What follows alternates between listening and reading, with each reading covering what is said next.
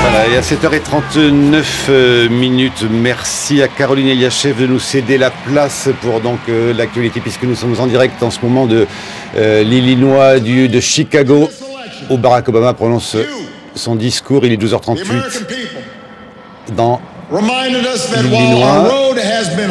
Et avec vous, Alexandra Diop-Scheffer, bonjour à vous. Bonjour. Peut-être allez-vous nous faire un petit peu de traduction en direct de ce que dit le président Obama réélu. Avec plaisir.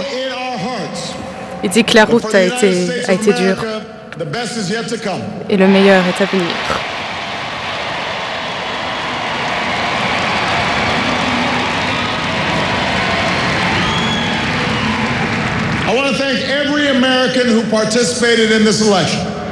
Je remercie tous les Américains qui ont participé à l'élection.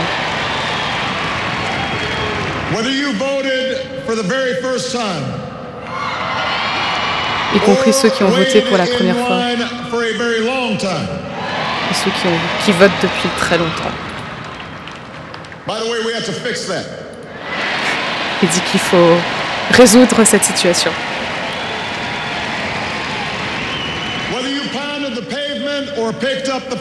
Bonjour à vous. Bonjour. Peut-être allez-vous nous faire un petit peu de traduction en direct de ce que dit le président Obama réélu. Avec plaisir.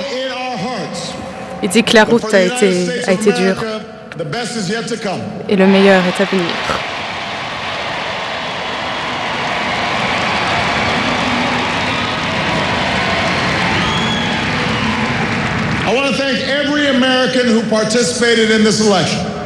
Je remercie tous les Américains qui ont participé à l'élection.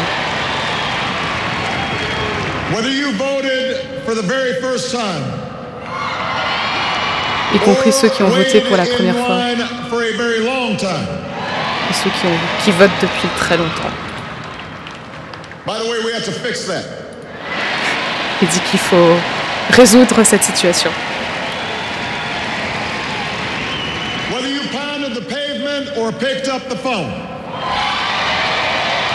Tous ceux qui se sont rendus sur place ou ceux qui ont fait ça à distance. Obama sign or a Romney sign, you made your voice heard and you made a difference. Ceux qui ont voté Obama ou Romney ont fait entendre leur voix et ont fait la différence.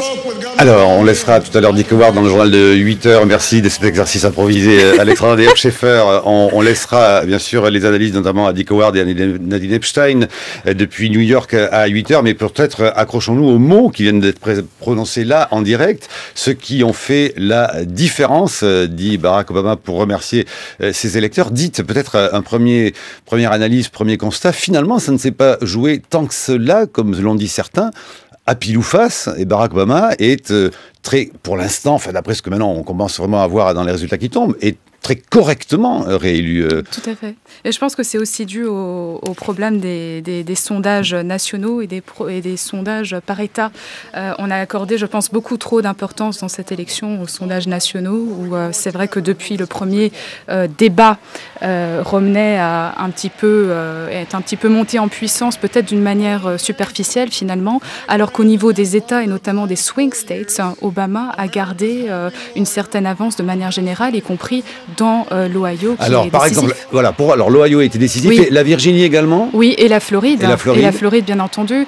Mais je dirais la Floride, ce qui est intéressant avec la Floride, parce qu'on en a beaucoup parlé ces dernières heures, la Floride, c'est un petit peu une petite Amérique. Ça représente vraiment les tensions, les divergences politiques, économiques, démographiques que connaît aujourd'hui l'Amérique. On a une population âgée, des seniors qui votent conservateurs, et de l'autre côté, on a un boom d'une population jeune, notamment hispanique, et qui, elle, vote beaucoup plus démocrate. Et donc, ça représente un petit peu cette division, cette Amérique divisée entre, d'un côté, les seniors, les jeunes, et on voit très clairement que les seniors ont voté Romney et les jeunes Obama, et puis de l'autre côté, la population hispanique et les minorités en général qui ont très clairement porté leur voix pour Obama, encore une fois. Alors, on craignait également, en tout cas pour la réélection déclaration de Barack Obama qu'il ait perdu le soutien des classes populaires. Barack Obama ayant beaucoup promis Yes We Can il y a 4 ans et ayant beaucoup également déçu. Est-ce que là aussi on peut commencer à avoir une première analyse de ce fameux vote populaire qui là aussi n'est peut-être pas si absent que cela, encore qu'il faudra bien sûr attendre avec précision tous les résultats définitifs. Mais tout de même là aussi sur cette question du vote populaire et des classes moyennes que Barack Obama aurait failli perdre finalement, Alexandra de Hopscheffer. Je pense que finalement ça ne se reflète pas dans cette élection.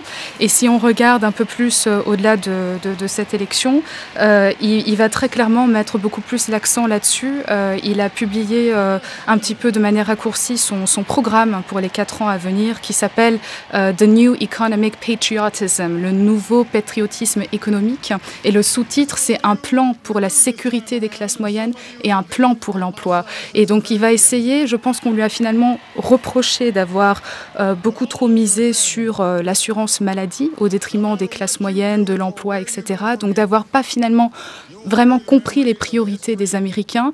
On voit que dans le cadre de ce projet-là qu'il a publié la semaine dernière, il va mettre beaucoup plus l'accent sur ces enjeux-là.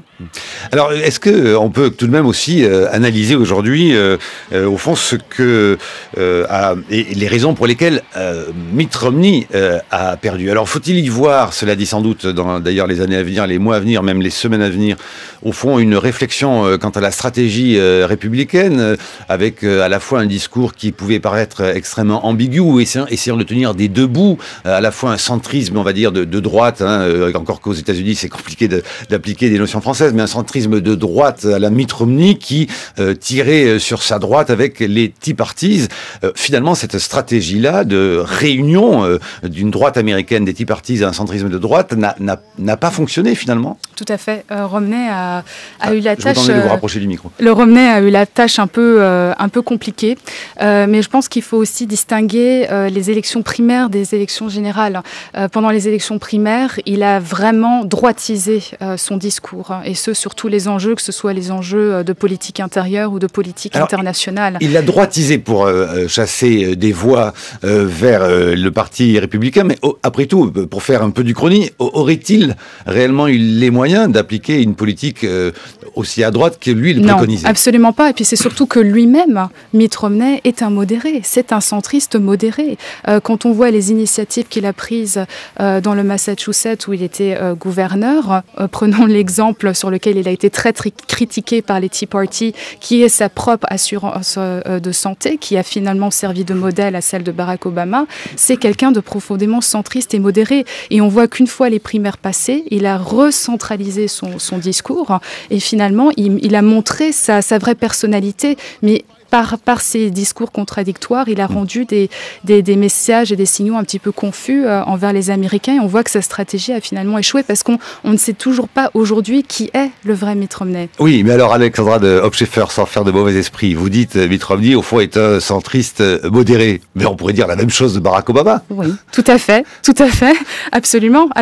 Mais je pense que là aussi, ce à quoi on pourra s'attendre, vu qu'Obama maintenant est réinvesti d'un deuxième mandat, c'est que la partie démocrate progressiste va vouloir voir un Obama beaucoup plus à gauche et beaucoup moins centriste qu'il n'a pu l'être pendant son premier mandat. Donc là aussi, il va être un petit peu tiraillé entre les démocrates qui vont dire voilà, on est à nouveau dans un congrès divisé, il va falloir aller vers davantage de compromis, et les autres qui vont dire pendant le premier mandat, Barack Obama a trop lâché. Alors, on lui a reproché d'avoir été trop prudent à Barack Obama pour ce premier mandat. Est-ce que vous pensez qu'il va le rester? Certains analystes disent, au fond, il ne changera pas grand-chose et continuera à diriger le pays sur une forme de statu quo, ce qu'aurait sans doute fait d'ailleurs aussi Mitt Romney. Absolument. Je pense qu'il n'a pas le choix finalement. Quand il va se retrouver avec le même scénario au Congrès, avec une Chambre des représentants majoritairement républicaine et un Sénat à majorité démocrate, il va être obligé finalement de continuer à pousser pousser dans le sens du compromis et il n'aura pas d'autre choix. Donc pour moi, il va continuer à aller vers le centre, mais ça va continuer à poser des problèmes par rapport à la tranche progressiste du Parti démocrate. À la tranche plus de gauche, voilà. La tranche de gauche oui. Du Parti démocrate. Dites, il faut tout de même préciser que, alors certes, donc Barack Obama est réélu, youpi, tralala, traduisent les médias français. Bon, il est réélu, mais il en a encore pour 2 ans finalement à gouverner, rappelons-le donc, en cohabitation avec le Congrès, la Chambre des représentants, qui reste de couleur républicaine, Alexandra Hauptscheffer. Oui, absolument. Et un des premiers grands dossiers sur lesquels il va se pencher de manière urgente, vous l'avez évoqué il y a quelques minutes, c'est bien entendu la réduction du déficit budgétaire. Et comment réduire les dépenses, comment répartir la réduction des dépenses publiques. Et on voit que l'accord entre les républicains et démocrates sur cette question-là n'est pas encore à l'ordre du jour. Donc là, je pense que ça va être sa première priorité. Et il l'a d'ailleurs indiqué dans son programme pour les 4 ans à venir.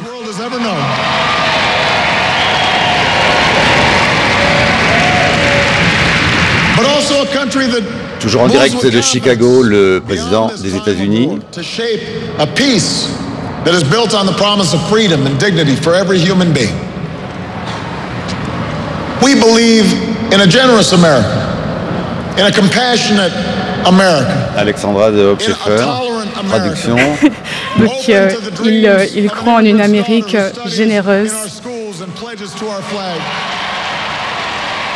Et donc là, il parlait des écoles. To the young boy on the south side of Chicago who sees a life beyond the nearest street corner.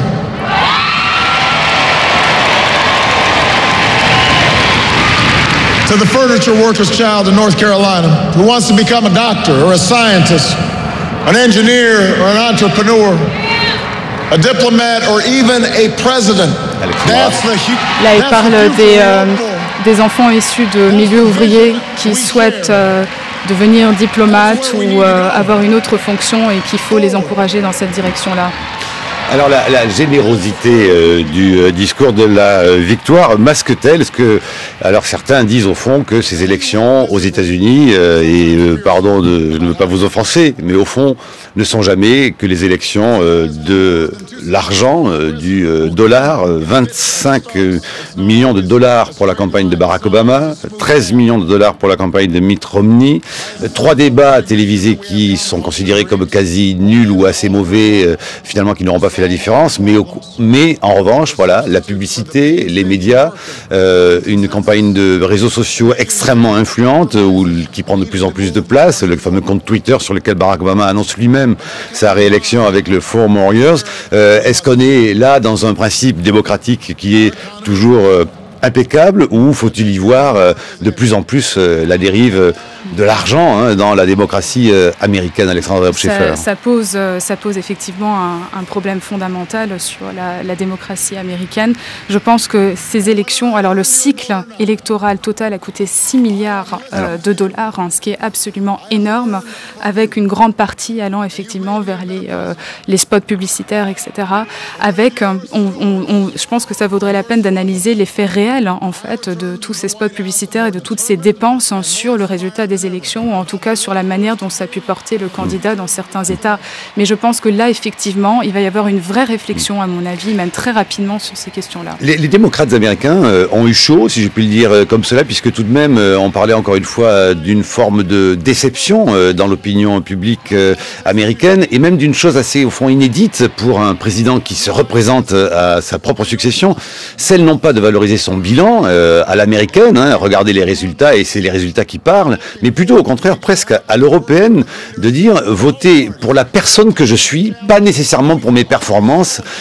C'est on dirait presque une sorte de nouveauté dans l'état d'esprit de ce qu'est un Américain, comme on le voit d'ici, Alexandra Hauptscheffer. Votez pour moi parce que je suis une bonne personne, point barre. Oui, c'est très juste, et je dirais que peut-être c'est sur ce point-là que Barack Obama a sans doute le mieux réussi sa campagne cette année, c'est qu'il a écarté un petit peu l'aspect bilan, sur lequel Romney essayait de le ramener en permanence, et lui, il l'a ramené sur ce qu'il appelle les deux visions différentes de l'Amérique, celle que portait Romney, qui est celle qui est en décalage complet avec l'opinion américaine sur tous les grands enjeux socio-économiques, etc. Et de l'autre côté, la vision qu'Obama va continuer à appliquer sur les 4 années à venir, qui est toujours celle du changement, mais le changement qui mérite d'avoir 4 ans supplémentaires pour en fait le mettre en œuvre. Et ça a été très astucieux de la part d'Obama. Voilà, et puis de dénoncer aussi également ces fraudes fiscales éventuelles ou ces évasions fiscales, enfin plus qu'éventuelles, donc pour dénigrer le candidat. Quelle est cette Amérique tout de même, Alexandra Hauptscheffer? Nous n'en finirons pas d'être à la fois fascinés, irrités, courroucés par les États-Unis, mais tout de même, quelle est cette Amérique qui vient de réélire Barack Obama, alors qu'aujourd'hui en France, on va discuter donc d'un projet de loi pour le mariage pour tous. On apprend par exemple, par une dépêche tombée aujourd'hui à 6h42, que l'État américain du Maryland a approuvé le mariage homosexuel et que donc le oui au mariage homosexuel par référendum l'a remporté avec 52% des voix. Et dans le même temps, un peu ailleurs, si j'ose dire, le Colorado, dans l'ouest du pays, est devenu mardi le premier État américain à légaliser par voie référendaire la consommation de cannabis à des fins récréative, proposition approuvée par presque 53% des votants selon le quotidien Denver Post. Alexandra de Hauptscheffer. Explication, décryptage. On parle toujours des Tea Parties, vous voyez, mais là qu'est-ce que voilà. Bon, est-ce que c'est un symptôme, c'est rien, c'est un petit exemple, c'est quoi? Je dirais sur le premier exemple que vous donnez sur le mariage homosexuel, je pense que finalement la posture d'Obama qui s'est positionné personnellement sur ce dossier en disant qu'il était en faveur va dans le sens d'une évolution des mentalités américaines. Cela, c'est ce que cherche à incarner Barack Obama. Absolument. C'est ce qu'il incarne réellement par rapport à de jeunes générations et puis par rapport aux différentes populations. Oui, absolument. Et un changement de mentalité chez les Américains et notamment chez les jeunes. Il y a un autre sujet aussi qui touche en particulier et qui a marqué cette campagne électorale, c'est le rôle de l'État fédéral aussi dans les affaires économiques, sociales. Et là aussi, on voit que la jeune génération, entre 18 et 20 ans, elle est beaucoup plus prête à envisager un rôle accru de l'État fédéral dans les affaires socio-économiques américaines quotidiennes, notamment dans un contexte de crise. Donc je dirais qu'il y a toute une évolution là-dessus, mais en même temps, on a une espèce de fossé à la fois générationnel entre les personnes 65 ans plus qui, elles, s'attachent encore à certains principes fondateurs plus conservateurs, et de l'autre, cette jeune génération qui effectivement colle beaucoup finalement aux positions de Barack Obama. Et lui, il l'a très bien compris. Et donc, quand on voit qui a voté, pour répondre à votre question, pour Barack Obama, c'est à nouveau toute la coalition en fait qui avait voté pour lui en 2008. Et ça, c'était pas gagné à l'avance. Voilà, parce qu'il y avait des déçus là. Bien entendu. Ouais. Et là, il a fait un vrai travail de terrain avec son équipe dans les États. Il avait déjà des relais qui étaient présents en raison de la première élection de 2008, qui lui a permis déjà de réactionner en fait des réseaux très puissants que Romney n'avait pas. Et donc les femmes, les jeunes, les minorités ont à nouveau constitué cette coalition qui ont porté à nouveau Obama, ce qui n'était pas gagné au départ, et puis plus d'indépendants également que prévu. Alors cette campagne électorale donne lieu à de très nombreuses fantaisies, comme notamment celle-ci. We'll need some photo ID. But I lived here all my life. Stopping all Americans from voting is for the protection of all Americans. Homer Simpson va voter et est accueilli par le président Obama. In you go. Barack Obama, I don't know. I already got one wife telling me to eat healthy. Plus, he promised me death panels and Grandpa's Le président du still bureau du alive. vote est incarné par Barack Obama et en fait Homer Simpson va se retrouver téléporté en Chine. Et oui, voilà qui nous permet d'évoquer la question du second mandat de Barack Obama et la question internationale. Aura-t-il là aussi, sur cette question-là, les mains plus libres que pour son premier mandat, notamment à la suite de ses politiques d'ouverture sur le monde arabe et puis aussi avec les relations avec la Chine, dont on dit qu'au fond les États-Unis sont dans la paume de la main de la Chine. Alexandra de Hauptscheffer, un petit mot de préambule puisque ce sera le sujet de la deuxième partie des matins de France Culture. Je pense que le premier défi auquel Obama va devoir faire face, c'est très clairement l'Iran avant tout. Ça, c'est vraiment le dossier brûlant. Dès l'inauguration du président, ce sera le premier dossier de politique étrangère. Après, effectivement, la Chine est le dossier, je dirais, sur le plan économique et stratégique clé pour les États-Unis. Obama va d'ailleurs effectuer très prochainement un voyage en Asie et également, bien entendu, le Moyen-Orient de manière plus générale et la Syrie en particulier, un dossier sur lequel il pourrait prendre des positions peut-être plus audacieuses. Il est 8h et presque 17 minutes sur France Culture. Marc Voicher, on va continuer à commenter les résultats de cette élection présidentielle aux États-Unis. Absolument, merci Stéphane, Robert, et nous allons faire la deuxième partie sur le thème au fond de Barack Obama, désormais un deuxième mandat sur la question de l'international. Nous sommes en compagnie d'Alexandra Hopscheffer, qui est spécialiste politologue des États-Unis, des relations transatlantiques, directrice de German Marshall Fund of the United States France, un think tank américain qui vise à renforcer le dialogue et la coopération transatlantique, également maître de conférence à Sciences Po et puis auteur de Hamlet en Irak aux éditions du CNRS en 2007. Et comme chaque jour, nous sommes en compagnie de Brice Couturier et nous rejoindrons au Caire Alam Wassef, à Tel Aviv Emmanuel Navon et également à Paris Abdul Raoul Darwish, qui nous parlera lui de les attentes syriennes de la réélection de Barack Obama.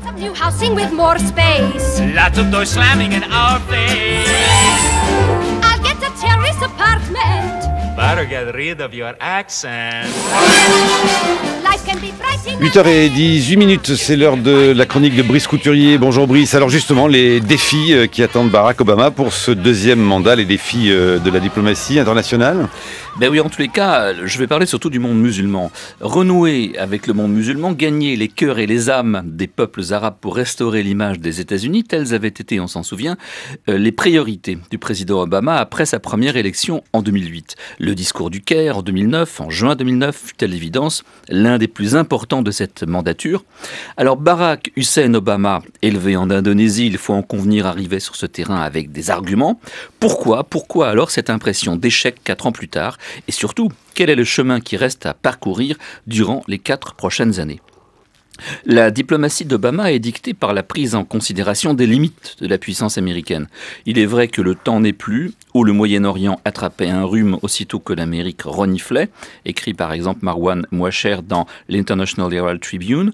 Le temps n'est plus où les États-Unis, en punissant les ennemis et en récompensant les amis, pouvaient obtenir que les États de la région se conforment à leurs souhaits, poursuit le vice-président des études au Carnegie Endowment for International Peace. Pourtant, devant l'incapacité du président Obama à empêcher le gouvernement israélien de poursuivre l'implantation de colonies dans les territoires occupés, c'est le risque inverse qui est apparu, que les Américains soient hors sujet dans la région, que Washington se montre trop timoré pour exercer son leadership.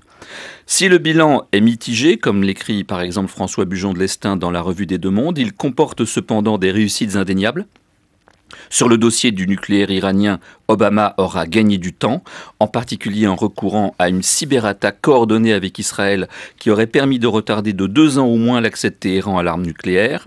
Enfin, c'est Obama, et non George W. Bush, qui a mis fin à la triste carrière du chef terroriste le plus recherché du monde, Osama Ben Laden, en allant le débusquer dans son repère pakistanais.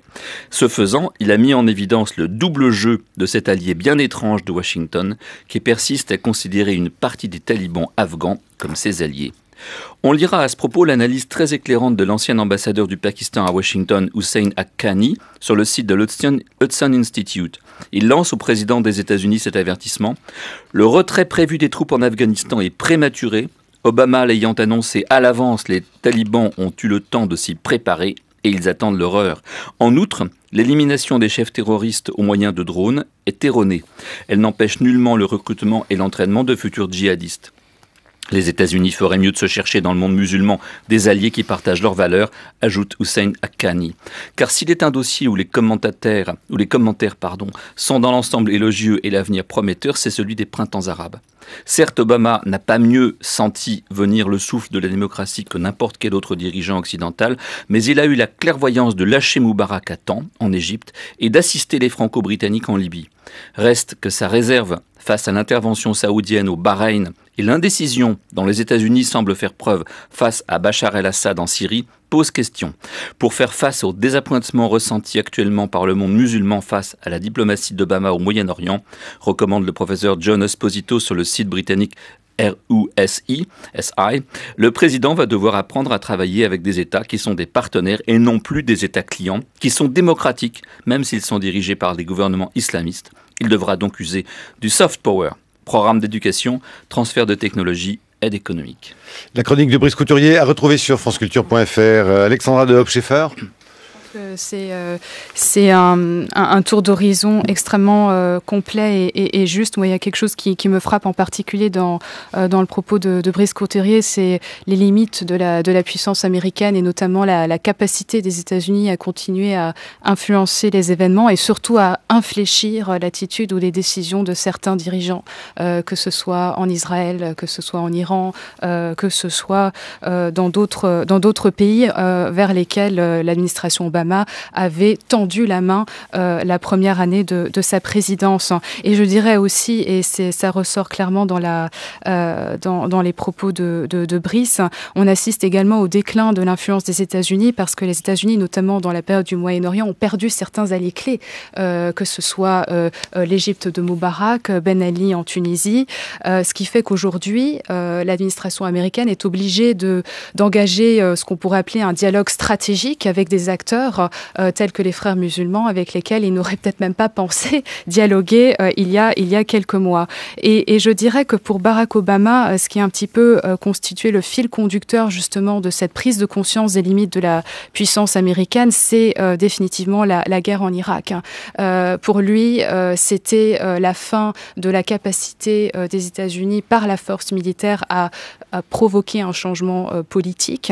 Et par là, le retrait d'Irak a été quelque chose de décisif. L'accélération de la phase de transition en Afghanistan également, même si effectivement on peut dire il ne tient peut-être pas suffisamment compte de la réalité de la situation sécuritaire et politique sur le terrain.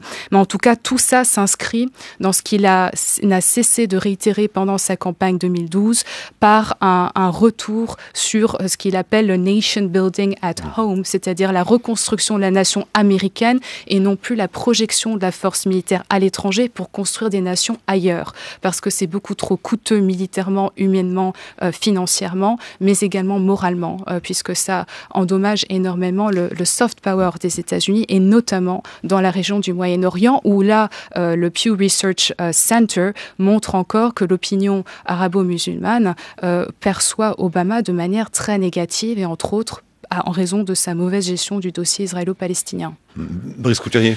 Est-ce qu'on peut faire un peu de la politique fiction et se demander ce qui serait passé au cours des 4 ans écoulés si, par exemple, McCain ou un républicain quelconque avait été élu? Est-ce qu'on ne peut pas quand même porter au crédit d'Obama d'avoir effectivement accompagné ces révolutions démocratiques, même s'il était évident depuis le début qu'elles allaient donner le pouvoir à des islamistes, ce qu'un républicain aurait eu beaucoup plus de mal à concéder? Absolument. Je pense que Alexandra de Hopscheffer. Sur ce dossier-là, Obama a été extrêmement pragmatique.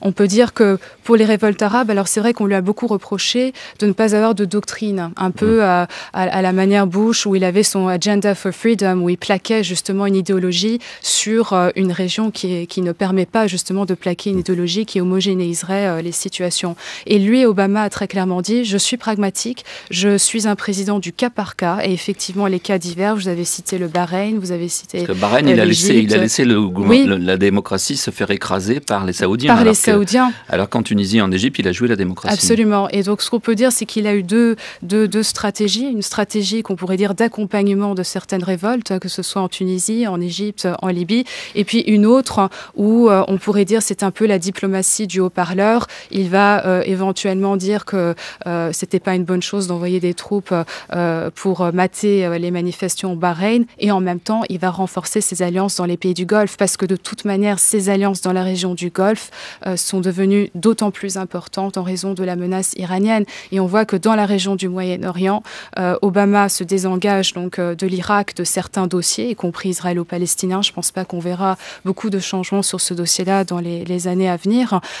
Mais en même temps, il va renforcer ses alliances du Golfe. Et d'ailleurs, ça, il l'a très bien souligné dans sa stratégie de défense publiée en février dernier. C'était pas seulement le pivot stratégique vers l'Asie, mais c'était également le renforcement de la sécurité des pays du Golfe. Alors, il est 9h26 au Caire, 8h26 à Paris. Nous rejoignons justement sur ces questions-là au téléphone en direct Alain Moissef. Bonjour, vous m'entendez Alain Moissef ? Oui, très bien. Voilà, vous avez participé quand nous étions au Caire justement au matin de France Culture. Vous êtes, je rappelle, plasticien, éditeur, chroniqueur, blogueur sous une dizaine de pseudonymes et sous votre vrai nom quand le contexte le permet. Et on a notamment lu votre blog associé dans Libération, Cris d'Égypte. Écoutez, la question est tout à fait simple. Vous n'allez pas parler au nom du tout le peuple égyptien, mais au fond, au nom un peu de cette génération qui a animé la révolution de la place Tahrir. Qu'attendez-vous de cet homme réélu pour un deuxième mandat qui, notamment, s'est illustré à une époque par une audace présupposée, le discours du Caire, puis ensuite peut-être une sorte de retrait des affaires moyen-orientales, en tout cas de prudence moyen-orientale. Attendez-vous quelque chose ou pas d'un deuxième mandat de Barack Obama, voilà, Alain Moissef? Alors, merci de m'autoriser justement une opinion personnelle, parce que je ne peux pas représenter un peuple tout entier. Mais ce qui me revient de ces 18 jours de la place Tahrir, c'était l'idée qu'on n'attendait rien de personne, c'est-à-dire ni de l'Amérique, ni de la France, ni de qui que ce soit, et que notre sort était entre nos mains, et que après 8 années d'une ère Bush et d'une politique américaine telle qu'on l'a connue, c'est-à-dire qui soutenait les dictatures, nous sommes sortis de là en quelques jours comme déniaisés. C'est-à-dire que les déclarations de soutien ou l'absence de déclarations de soutien, parce qu'elles étaient toutes tardives et hésitantes, et puis très grandiloquentes, mais bien trop tard, n'avaient quasiment aucun effet sur nous, ni dans un sens, ni dans un autre. Ni contents, ni déçus. Et je crois que c'est comme ça que nous vivons, en tout cas cette élection américaine. Bien sûr, on est plutôt content que ce soit Obama et non pas Romney, qui nous rappelle encore une fois l'ère Bush. En revanche, je ne crois pas qu'il y ait réellement, en tout cas de ma part, de grandes attentes. Il y a si Obama se dit pragmatique, nous le sommes aussi, c'est-à-dire que nous savons que l'Amérique protège avant tout les intérêts de l'Amérique. Et que quand les intérêts coïncident, c'est bien, mais sinon, il n'y a rien à attendre. Il y a une question qui est très importante ici pour les Égyptiens. Maintenant, je parle au nom des Égyptiens, c'est la Syrie. La première déclaration qui a été faite à caractère un peu officiel a été faite par un dignitaire du Parti des Frères musulmans, qui est le porte-parole. Il a récemment été écarté des Frères musulmans, mais c'est Aissam El-Arian, qui est une grande figure des Frères musulmans, et qui... Une des seules choses qu'il a dites, c'est le soutien à la Syrie et le soutien d'une initiative égyptienne qui, dit-il, a pour la première fois le soutien de Moscou. Donc voilà, ça c'était juste pour vous donner les titres des journaux ici. C'est la déclaration de Aissam El-Arian. Et voilà, l'autre question que je me pose, c'est quelles seront les relations américaines avec l'armée égyptienne maintenant que les têtes ont changé. Les décideurs, en tout cas, ont changé et il y a de nouveaux décideurs qui ont été placés par les Frères musulmans. Je suis très curieux de voir comment tout ça va évoluer. Voilà, à la lumière notamment aussi de l'entretien que le président égyptien a accordé samedi dernier au New York Times, où il estimait que les États-Unis et l'Égypte étaient de vrais amis, mais pas forcément des alliés.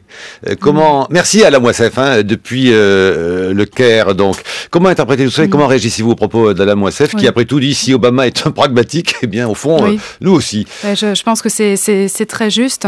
Je pense qu'il y a une réalité à prendre en compte et que l'administration américaine a très vite réalisé au tout début des événements du printemps arabe.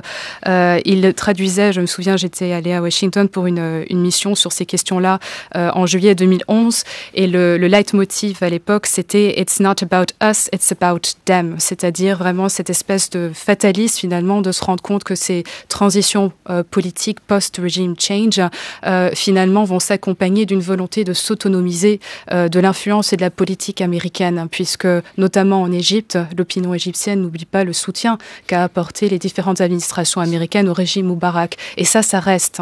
Donc il y a cet héritage-là qui est quand même très lourd. Et donc la diplomatie américaine va devoir composer avec cette tendance-là, c'est-à-dire la volonté de se distancier de cet héritage-là et donc se distancier de la politique américaine. En revanche, on voit dans le cas de l'Égypte, effectivement, une volonté de coopérer de manière pragmatique du côté égyptien, du côté américain, puisque de toute manière, ils ne peuvent pas vraiment faire autrement. Mais ce qui est intéressant aussi, c'est de voir que c'est un petit peu ce concept du leadership from behind, ou en tout cas la volonté américaine de plus en plus, et puisqu'Obama a remporté les élections, ça va s'accentuer sous son deuxième mandat, l'idée qui va peut-être avoir tendance à déléguer de plus en plus le leadership à certains relais régionaux, que ce soit dans la région du Moyen-Orient, par exemple turque, ou à une éventuelle initiative égyptienne par rapport à la Syrie. Mais on l'a vu également en Asie, où en septembre, il y a quelques mois, Hillary Clinton s'est rendue dans la région asiatique et a reconnu, entre guillemets, le leadership de l'Indonésie pour gérer les tensions d'ordre stratégique dans la région de la mer de Chine. Donc on va voir de plus en plus une volonté des États-Unis de déléguer à certains relais sur lesquels ils peuvent s'appuyer dans les régions, puisqu'ils ne peuvent plus, ils n'ont plus les moyens, et puis surtout de s'afficher en perpétuel premier plan sur des dossiers délicats, finalement ne favorise plus vraiment la puissance américaine. Nous allons tout de suite à Tel Aviv où nous attend Emmanuel Navon. Bonjour. Bonjour. Vous êtes professeur de relations internationales à l'université de Tel Aviv et également vous vous lancez, vous en aviez parlé quand nous étions à Jérusalem avec vous notamment dans la politique et souhaite obtenir une place sur la prochaine liste du Likoud aux prochaines législatives en Israël. Emmanuel Navon, merci d'accepter notre invitation au téléphone. Là aussi, question, comment observez-vous et voyez-vous l'avenir des relations américano-israéliennes avec la réélection de Barack Obama, en sachant que les relations, au fond, sont souvent très tendues entre Benjamin Netanyahou et Barack Obama. Est-ce que vous pensez que dans les 4 ans à venir, Barack Obama va tenter peut-être de moins se laisser dicter sa politique israélienne ? Je ne pense pas que Barack Obama s'est laissé dicter sa politique israélienne ces 4 dernières années. Au contraire, il s'est montré très indépendant vis-à-vis d'Israël en comparaison à ses prédécesseurs. Personne ne lui a dicté sa politique. Mais je pense aussi qu'il faut faire la différence entre les relations personnelles entre le président américain et le premier ministre israélien, qui d'ailleurs se sont améliorées ces 2 dernières années, et la profondeur de la relation stratégique, militaire et idéologique, je dirais même, entre Israël et les États-Unis, puisque je vous rappelle que sous Barack Obama, et c'est d'ailleurs ce qu'a dit le Premier ministre israélien et le ministre israélien de la Défense, les relations militaires et stratégiques n'ont jamais été aussi poussées, aussi étroites. Donc je pense qu'il faut remettre les choses en perspective. Et il est vrai que cela dit, Barack Obama avait reproché notamment à Mitt Romney d'être allé chercher des fonds en Israël pour sa campagne électorale et notamment avec une rencontre avec Benjamin Netanyahou. Brice Couturier. Oui, ce qui est intéressant, c'est que oui, et puis aussi une question à Alexandra de Hope-Scheffer. C'est le partenariat entre Israël et les États-Unis a connu un tournant, c'est évident, sous Obama, parce qu'il y a une méfiance réciproque, parce que Netanyahou est de droite et Obama est de gauche. Il y a aussi cet aspect-là des choses. Mais surtout parce que les élections qui vont avoir lieu en janvier en Israël vont de toute évidence conforter Netanyahou, qui aura donc des moyens supplémentaires de résister à Obama. Il ne faut pas oublier qu'Obama avait demandé avec insistance à Netanyahou de mettre fin aux implantations de colonies dans les territoires occupés, ce que Netanyahou a refusé obstinément. Il a continué et donc il a montré lui aussi son indépendance. C'est pour ça que quand Alexandra de Hope-Scheffer nous dit le leadership from behind, ça veut dire aussi que les Américains prennent conscience des limites de leur influence. Cette influence, elle est limitée en Égypte, mais elle est limitée en Israël aussi. Alors Emmanuel Navon et puis Alexandra de Hope-Scheffer. Écoutez, d'abord les différences d'opinion, aussi bien Israël que les États-Unis sont des pays démocratiques, et ce n'est pas la première fois qu'il y a des dirigeants dans les 2 pays de 2 tendances politiques différentes. voire opposés. Cela a eu lieu de nombreuses fois dans le passé. Mais en ce qui concerne les exigences du président Obama, je vous rappelle qu'il avait effectivement demandé à Israël de geler la construction juive en Judée-Samarie, et je vous rappelle que Israël avait accepté cette demande américaine, puisqu'il y a eu un gel dans les faits pendant 10 mois, chose qui n'avait jamais eu lieu dans le passé, qu'aucun président américain n'avait demandé, et que ce geste avait été fait justement pour encourager Mahmoud Abbas à reprendre les négociations, et Mahmoud Abbas a continué de refuser de prendre les négociations. Donc je crois que le président Obama lui-même a compris que sa stratégie de départ, qui consistait à uniquement faire pression sur Israël et à ne rien exiger du leadership palestinien, cette stratégie a échoué, puisque pendant les 4 dernières années, il n'y a eu aucune négociation entre Israël et l'autorité palestinienne, contrairement à ce qui avait eu lieu sous l'administration Bush, où les négociations avaient été assez poussées entre Mahmoud Abbas et Ehud Olmert, contrairement à ce qui a eu lieu sous Obama, à cause de sa politique. Donc je crois qu'il a tiré les leçons des erreurs qu'il a commises au début de son mandat. Et ces erreurs-là, vous les résumeriez à quoi à peu près ? Encore une fois, l'erreur essentielle d'Obama, c'est d'avoir pensé que le processus de paix était bloqué à cause d'Israël. Or, il est bloqué à cause de l'autorité palestinienne. Ouais. Par ailleurs, sa deuxième erreur est d'avoir mal compris la teneur du Proche-Orient, dans la mesure où les révoltes dans le monde arabe ont toutes engendré des régimes islamistes. Et là aussi, il y a eu une erreur de lecture, je pense, de la part du président américain. Cela dit, Jimmy Carter, il y a 2 semaines, déplorait au fond la politique de Barack Obama, notamment par rapport au processus de paix israélo-palestinien, en disant maintenant, l'Amérique a une influence zéro sur les 2 parties. Alexandra de Hopscheffer. C'est peut-être assez juste. Je pense que ça s'est manifesté clairement de 2 manières. Très vite, dès novembre 2009, en fait, Hillary Clinton a textuellement déclaré que le gel des colonisations israéliennes n'était plus une précondition au pourparlers, alors que quelques mois avant, c'était une précondition. Donc, pour moi, ça a complètement décrédibilisé le président Obama, qui s'était vraiment engagé personnellement sur ce dossier. Mais très vite, Obama s'est trouvé en quelque sorte doublement contourné par Netanyahou lorsqu'il instrumentalise le Congrès américain, qui est très pro-israélien, en essayant de court-circuiter en quelque sorte le président Obama à Washington. Et puis c'est également trouvé contourné par Mahmoud Abbas, qui recourt lui au Conseil de sécurité de l'ONU en estimant qu'il faut passer par le multilatéralisme, puisque l'influence américaine, le leadership américain n'y est plus. Donc très vite, Obama effectivement s'est retrouvé avec zéro influence. Et il faut rappeler quand même que le seul et unique veto qui a été posé par l'administration Obama sous son premier mandat, c'est en février 2011 contre un projet de résolution palestinienne au Conseil de sécurité de l'ONU qui condamnait les colonisations israéliennes comme illégales, se mettant à dos les 14 autres membres du Conseil de sécurité de l'ONU qui approuvaient cette résolution. Donc effectivement, il a envoyé un signal qui s'est trouvé en complète contradiction par rapport à son discours du Caire de juin 2009. Et enfin, je terminerai sur le fait que je pense que Netanyahou a réussi finalement à éclipser en quelque sorte le dossier israélo-palestinien à la faveur de l'Iran. Je pense que l'Iran sera un des premiers dossiers brûlants de politique étrangère au détriment du dossier israélo-palestinien qui se trouve pour le moment mis de côté. Merci Emmanuel Navon de nous avoir rejoints depuis Tel Aviv, et avant de retrouver avec nous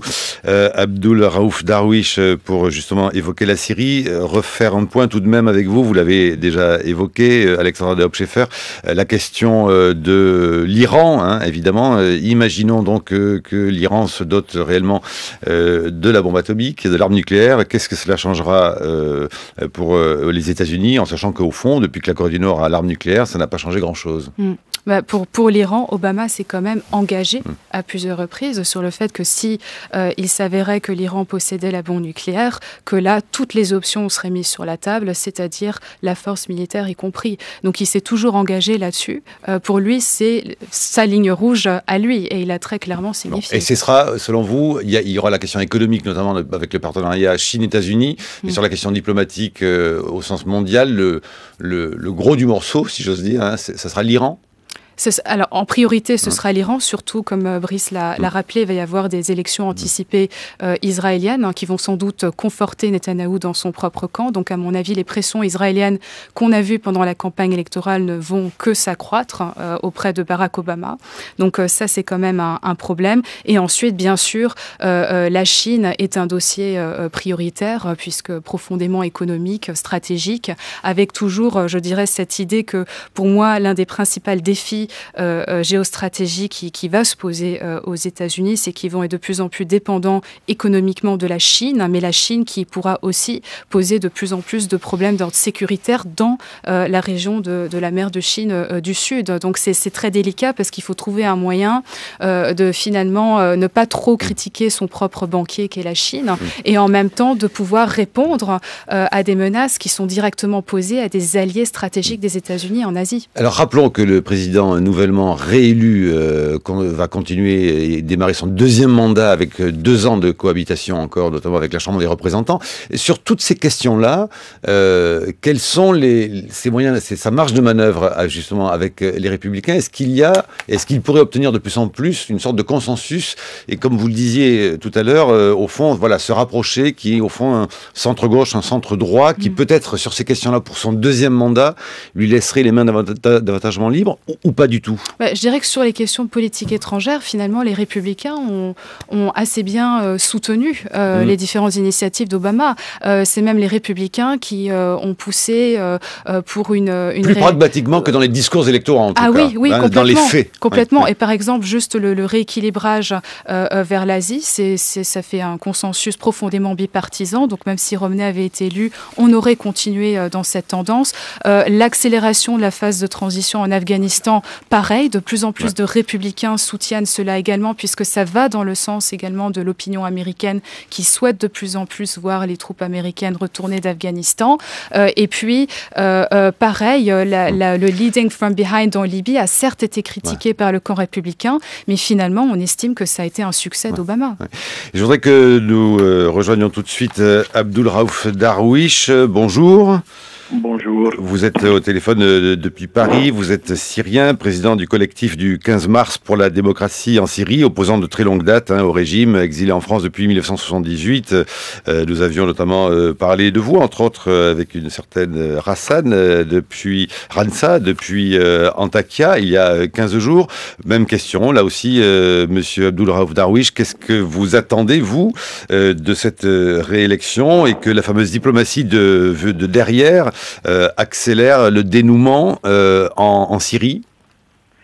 Mais en effet, on espère que Barack Obama, cette fois-ci, soutienne réellement la révolution syrienne. En particulier, soutenir l'armée libre et les combattants qui travaillent avec l'armée libre contre le régime de Bachar el-Assad. Jusqu'à maintenant, il n'y a que des déclarations sans effet. On espère avec cette élection qu'Obama il est beaucoup plus libre de prendre des décisions et d'appliquer ces décisions. Surtout, on sait qu'il ne peut pas solliciter un 3e mandat.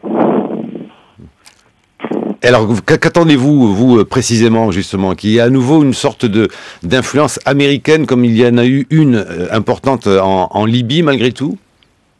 Mais en espérant, comme j'ai dit, que Obama et la politique américaine changent un petit peu le sens du discours. Parce que jusqu'à maintenant, comme j'ai dit, il n'y a que des déclarations. Sur le terrain, en effet, il n'y a rien du tout. Mais il y a le Conseil de sécurité. Oui.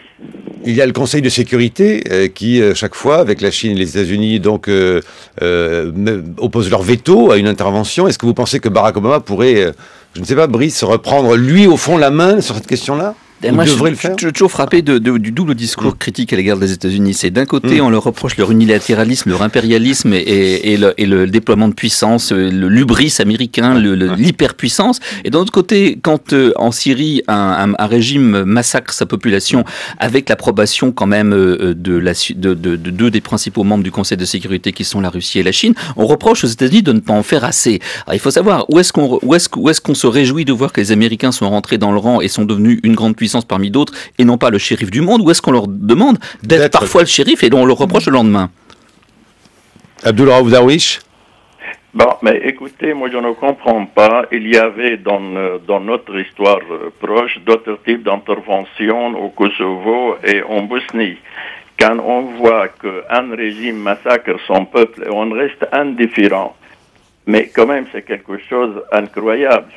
On demande à Obama et on demande au groupe des pays des amis de la Syrie de nous soutenir militairement. On ne demande pas une intervention militaire sur le terrain. On demande des armes pour pouvoir lutter contre le régime d'Assad qui utilise tous les moyens, les avions, les blindés, l'artillerie et qui bombarde les civils. Chaque jour tombe autour de 200 morts. Sans parler, par exemple, des destructions dans tous les pays. Il ne reste presque aucune ville, pas de village, pas de petite ville sans être bombardée. Et les gens sont obligés à fuir et se trouvent actuellement dans les pays voisins, en Turquie, au Liban et en Jordanie. Personne ne demande une intervention militaire américaine terrestre. Nous demandons simplement de fournir des armes pour pouvoir lutter contre cette machine de guerre du régime de Bachar el-Assad.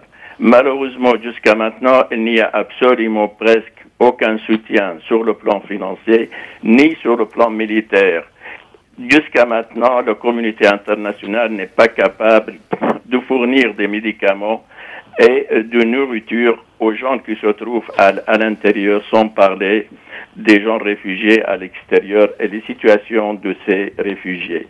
Donc, qu'est-ce qu'on espère d'Obama cette fois-ci, qui soutient réellement l'armée libre, l'armée syrienne libre, et soutient le peuple syrien pour obtenir sa liberté et de débarrasser de ce régime barbare.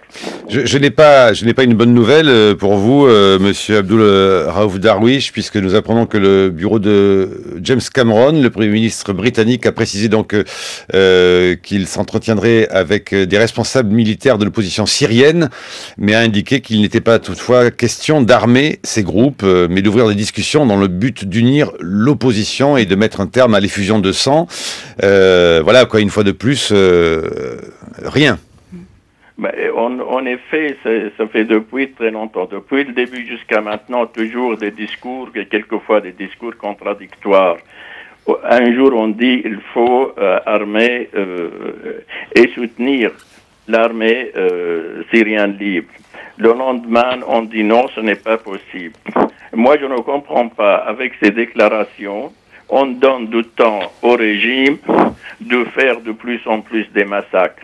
Le régime a compris, Bachar el-Assad et le régime syrien ont compris en réalité qu'il n'y a absolument pas le moindre acte de part de la communauté internationale pour obliger le régime syrien à céder aux pressions internationales et par conséquent, il trouve les mains libres pour faire qu'est-ce qu'il a envie de faire. Et la destruction massive actuellement en Syrie pratiquée par le régime d'Assad sont les témoins de cette politique internationale indifférente pour la Syrie. Merci Abdul Raouf Darwish. Peut-être pour terminer, Dick Howard à New York sur ces questions d'un Barack Obama deuxième mandat et les défis internationaux. Ben, écoutez, je crois que le mot-clé, c'est pivot, c'est-à-dire on va se retourner vers l'Asie, vers la Chine, le Japon, et puis le pétrole qui se trouve dans ces mers-là. Je pense que c'est ça la grande initiative. Pour ce qui est de ce problème qu'on est depuis, j'allais dire depuis toujours, le problème palestinien ou le problème, mais c'est pas c'est pas un problème palestinien d'ailleurs, c'est un problème de rapport entre ces pays, c'est un problème de région. Mais en tous les cas, pour ce qui est des deux acteurs principaux, l'Israël et l'autorité palestinienne, je crois que l'Amérique ne pourra pas faire grand-chose. Par contre, effectivement, comme disait Alexandre de Hoop-Scheffer, c'est l'Iran qui va être une grande préoccupation.